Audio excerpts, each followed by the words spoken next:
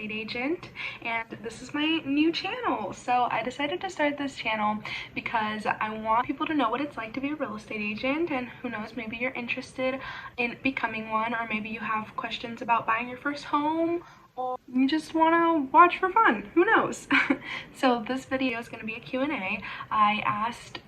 I figured that would be the best way for you guys to get to know me a little better, and just to have answer any of your general questions. I asked my Instagram if they could ask me some questions because I'm kind of bad at coming up with them on my own.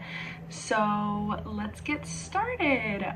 The first question I got asked is, what brokerage do I work for? So I'm located here in Las Vegas, Nevada. I work with Keller Williams, the marketplace one up in Summerlin. If you live here, then you probably know the area, Summerlin. And I'm with the Rossi Group Real Estate. So it's really cool because we have two offices. The one in Summerlin, that's for the Keller Williams agents, and we have another office down in Eastern, which is just for the Rossi Real Estate Group. I love it there. The culture is amazing. Keller Williams really took me in with open arms and has taught me everything I know, and they're just an amazing brokerage to be with if you're starting out in real estate. The next question I got is the best qualities in a real estate agent. Personally, for me, I think the best qualities in a real estate agent is, first and foremost, having good communication. If you're trying to pick a real estate agent to work with, make sure that they are able to communicate with you daily, give you updates about the home buying process, because it can be a little tricky, especially if you're a first-time home buyer. You want to make sure that you're being informed and that you're getting updates about what's going on in the market and new houses that are coming in.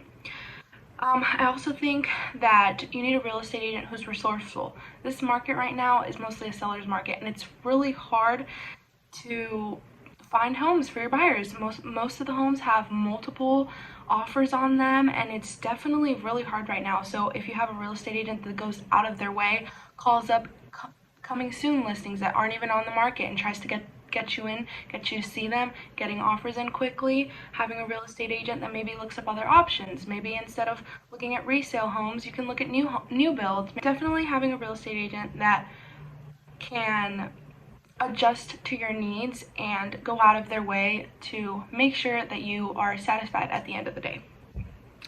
I also think it's important when looking for a real estate agent to have somebody that sticks up for you. You need somebody that is there. Like, for example, I have a client right now, and it's been very hard because the offer that we put in still hasn't gotten a response for the seller, but I'm constantly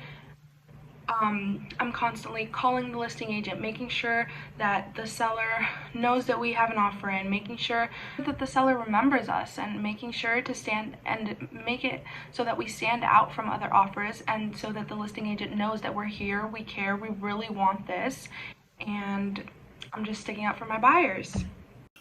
Hi, real quick, it's Editing Kaylin over here. I just wanted to come on and say that that was about a week ago, and our offer got accepted the other day, and the listing agent actually called me and said, hey, if you weren't as persistent as you were, we probably wouldn't have accepted your offer, because we had so many offers that were similar, and you stood out to me so much. It really showed through that you really care about your buyers and you really want them to have this home. So yeah, it works. Be persistent. If you're a real estate agent and you keep writing offers and they don't get accepted, reach out to the listing agent. Make sure that they remember you. Make sure that they know that you care and that you're here and that you're a real person and that you need your offer to get accepted. So yeah, go. Be persistent. Do it. You got it. Next question I got is, do you have any tips for young people trying to buy their first home? And yes, I have many tips. The most important thing is to establish your credit. Many young people, at least the ones that I've talked to, do not want to get a credit card because they don't want debt. However, if you pay off your credit card constantly, you're not going to obtain debt. And a credit card is a great way to build your credit, because when you go to buy a house, you're going to need to show credit score. And if you have a good credit score, that's how you're going to get approved. So the next tip I have is save your money. If you want to buy a house, you need to save your money, because although there are government programs that can help you with your down payment, you're still going to need to come up with a closing. And in a seller's market, which we are in right now, it can be difficult to ask the seller for a closing cost. So therefore, you're probably going to end up paying, if you're buying an average house on this market right now is a $300,000 house.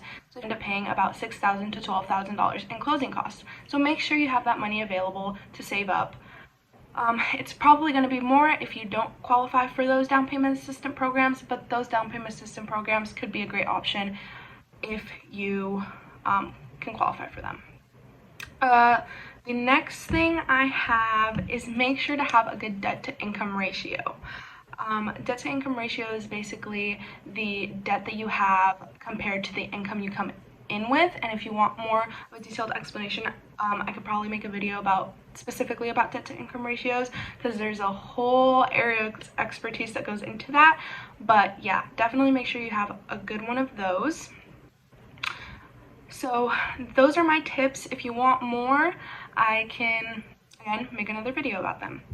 So my next question was, what kind of credit score do I need? So that completely depends. If you're going with a traditional home loan, or if you're going with Home is Possible, which is a down payment assistance program, you're going to most likely need a 640 or above. So credit usually goes from like 500 to 800. So yeah, definitely a 640 or above would be ideal to get you pre-qualified and get the ball rolling. Now, if you're going with Trio, we work with them. I'm one of their preferred lenders. Trio is a lease-to-own program, and their lowest credit score that they accept is 550. So that's a good option if you want to buy, but you don't really have a good credit score. The next question that I got was, how long did it take you to become a real estate agent? Now, it took me about 3 months, but that completely depends on how badly you want it and how much of a procrastinator you are. Because, so there's different ways you can get a real estate license. You can either go to real estate school, or you can do real estate school online. I did mine online. I did mine last year during the pandemic and during the summer. So I had a bunch of time on my hands. I studied I studied a bunch, and then I took my tests and I got my license super fast. It could take, some people take from a month, some people take from a year. It all really depends. I'm planning on making a separate video on how I got my real estate license, going into more detail, and what it's like to take the test, because you need to take 2 tests to get your real estate license. How was real estate school? What programs do I recommend? And all that, so stay tuned for that. The next question I got was, how much do I have to pay an agent, like when I buy a house? So technically, you don't have to pay the selling agent anything. So if you're planning to buy a house with me, you don't have to pay me anything. That is because the seller is actually the person who pays us, the selling agent.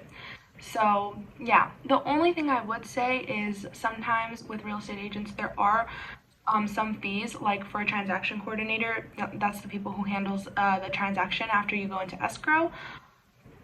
You will have to pay them a fee or something like that, but besides that, it's the seller who pays for the agent. And the last question that I got is being a real estate agent hard? It's not hard, you just need to make sure that you're consistent about it. So being a real estate agent really is about lead generation and making your calls every day, making sure that you're following up with your clients so you don't lose them, making sure that you just aren't afraid of being on the phone and making calls, and just keep at it. You need to know that being a real estate agent isn't a short-term thing. Because even with me, I was really lucky, and I wasn't even licensed yet, and I already had a buyer that was interested in wanted to buy a house, and I was like, oh yes, we're gonna do it. This is gonna work right off the bat. I'm so excited.